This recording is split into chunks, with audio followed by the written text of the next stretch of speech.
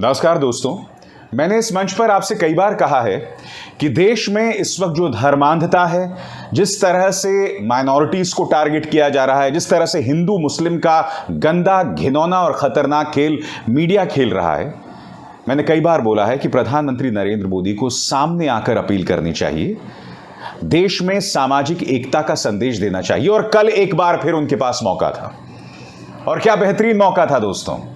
गुरु तेग बहादुर के 400वें प्रकाश पर्व, इससे बेहतरीन मौका नहीं हो सकता था। और प्रधानमंत्री नरेंद्र मोदी लाल किले में मौजूद थे और वहां से उन्होंने राष्ट्र के नाम संदेश दिया।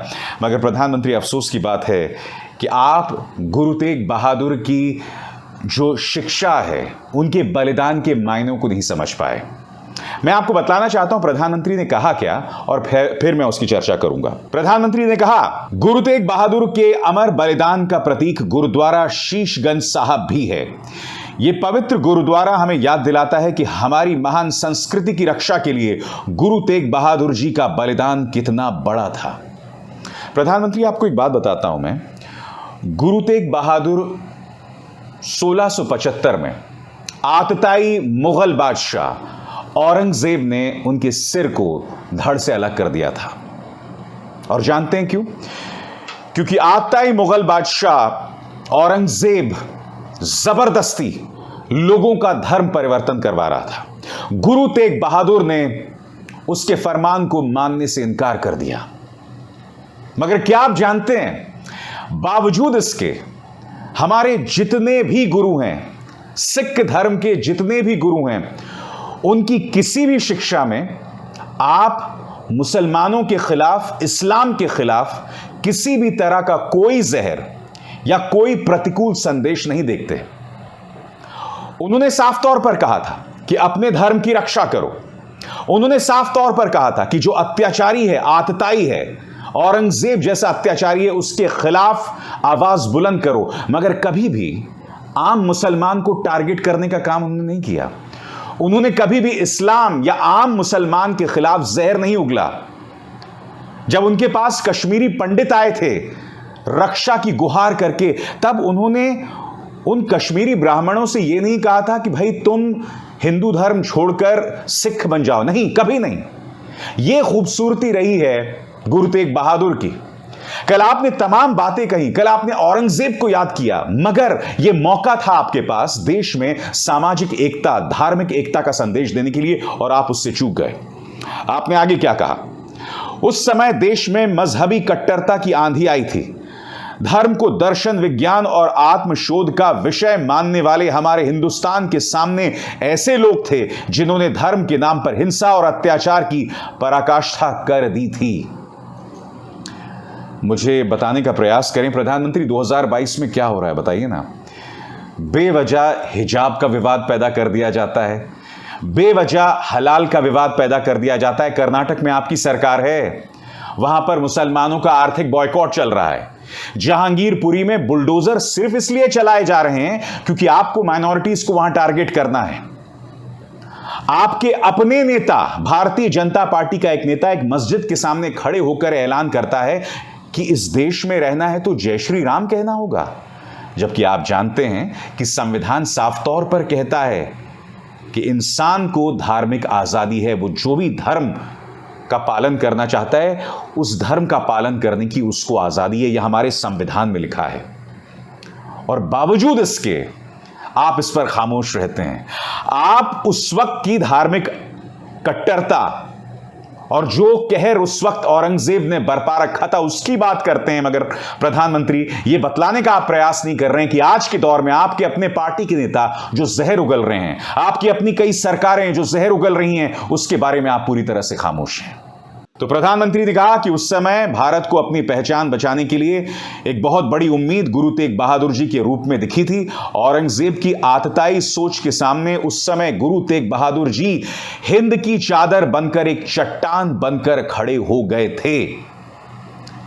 हिंद की चादर, वो हिंदू धर्म की भी रक्षा कर रहे थे, और हिंदुस्तान की आत्मा में जो निहित मूल्य हैं, सिद्धांत हैं, उसकी भी रक्षा कर रहे थे।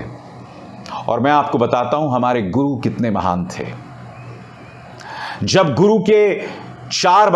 जब गुरु गोविंद सिंह के 4 बच्चों का बलिदान दे दिया गया था, तब उन्होंने कहा कि भाई बेशक मैंने अपने 4 बच्चों का बलिदान दे दिया, मैंने 1000 बच्चों को बचा लिया। इतनी खूबसूरत बात कोई कह सकता है? यह है गुरु गोविंद सिंह की शिक्षा। यही नहीं, गुरु गोविंद सिंह अपने तीरों के अंत में छोटा सा सोना भी रखते थे। जानते हैं क्यों? क्योंकि वो जानते थे कि जंग में जो सैनिक लड़ रहा है वो गरीब है, और वो चाहते थे कि अगर उनके तीर से कोई दुश्मन मरे तो उसके परिवार के पास उसका अंतिम संस्कार करने के लिए पैसा हो, और वो जो उनके तीर में थोड़ा सा सोना लगा हुआ है ना, उस सोने का इस्तेमाल करे वो अंतिम संस्कार के लिए। ये खूबसूरती रही है हमारे गुरुओं की। अपने दुश्मनों के प्रति भी उनकी ऐसी राय थी। मैं आपसे समझना चाहता हूं, हमारे देश में रहने वाले लोग हमारे दुश्मन थोड़े ना हैं, और मुगल जो कर गए सो कर गए, उसकी सजा आज जो मौजूदा मुसलमान है, जो आज के दौर में रह रहे लोग हैं, उन्हें हम थोड़ा ना देंगे। मैं आपसे पूछना चाहता हूं, क्या यह संदेश आप लाल किले पर खड़े होकर नहीं दे सकते थे? प्रधानमंत्री ने यह भी कहा कि गुरु नानक देव जी ने पूरे देश को एक सूत्र में पिरोया। गुरु तेग बहादुर जी के अनुयायी हर तरफ हुए। पटना में पटना साहिब और दिल्ली में रकाबगंज साहिब, हमें हर जगह गुरुओं के ज्ञान और आशीर्वाद के रूप में एक भारत के दर्शन होते हैं। यही तो मुझे समझाइए प्रधानमंत्री, जो शिक्षा गुरु नानक देव, गुरु तेग बहादुर, गुरु गोविंद सिंह ने हमें दी एक भारत की, आज वो भावना कहां है? एक भारत की शिक्षा कौन दे रहा है? आपके न्यूज चैनल्स रेडियो रवांडा बने हुए हैं। आपके अपने पार्टी के नेता देश के गद्दारों को गोली मारो जैसे नफरती नारे लगाते हैं, और निशाने पर कौन आते हैं? इस देश का आम नागरिक। तो मैं आपसे समझने का प्रयास कर रहा हूं कि गुरु तेग बहादुर, गुरु नानक देव तो भारत एक है का संदेश दे गए हैं। आप क्या कर रहे हैं? आपकी सरकार क्या कर रही है? आपके पार्टी के नेता क्या कर रहे हैं? क्या यह सवाल लाजमी नहीं है? क्या यह सवाल जरूरी नहीं है? प्रधानमंत्री ने आगे क्या कहा? भारत ने कभी किसी देश या समाज के लिए खतरा नहीं पैदा किया। आज भी हम पूरे विश्व के कल्याण के लिए सोचते हैं। हम आत्मनिर्भर भारत की बात करते हैं तो उसमें पूरे विश्व की प्रगति लक्ष्य का सामना रखते हैं। आप कहते हैं कि आज भी हम पूरे विश्व के कल्याण के लिए सोचते हैं। यह हिंदू धर्म की रीति है, सर्वधर्म संभाव, वसुदैव कुटुंबकम, यानी कि पूरा विश्व मेरा परिवार है। मुझे समझाने का प्रयास कीजिए प्रधानमंत्री, आखिरी बार यह संदेश आपने कब दिया था? खासकर जब देश में धर्मांधता के नाम पर, धर्म के नाम पर, धार्मिक जुलूस के नाम पर जो जहर फैलाया जा रहा है, उसको लेकर आप कोई संदेश क्यों नहीं देते? बताइए, कहां है वो संदेश? क्यों नदारद है वो संदेश? इस बारे में आप पूरी तरह से खामोश क्यों हैं? आपके पास इतने मौके हैं, और सच बताऊं तो मैं इंतजार कर रहा था कि लाल किले से प्रधानमंत्री ये संदेश देंगे, मगर नहीं। कल भी आपने जो संदेश दिया वो एक आंशिक संदेश था। कल भी राजनीति का इस्तेमाल हुआ। क्यों? क्योंकि यहां पर भी आपने सिटीजनशिप अमेंडमेंट एक्ट CAA का जिक्र किया। क्या कहा प्रधानमंत्री ने? आपके स्क्रीन पर, मोदी हेल्स गुरु तेग बहादुर, डिफेंड्स CAA। इन्होंने कहा कि सिख और हिंदू जो दूसरे देशों में धार्मिक कट्टरपंथ का सामना कर रहे हैं और उसके चलते उन पर जो अत्याचार हो रहा है, उसके लिए बहुत जरूरी है कि उन्हें हम नागरिकता दें। मगर साफ तौर पर आप ये भूल गए कि इस देश में मुसलमान भी रहते हैं।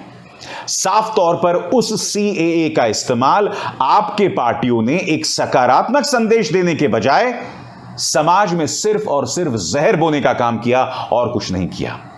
आप मुझे बताइए ना, आप जो दावा कर रहे हैं कि CAA के जरिए सिखों और हिंदुओं को, खासकर जो दूसरे देशों में बसे हुए हैं, हम उन्हें इस देश में नागरिकता देंगे, मगर आपकी पार्टी क्या कर रही थी CAA के नाम पर?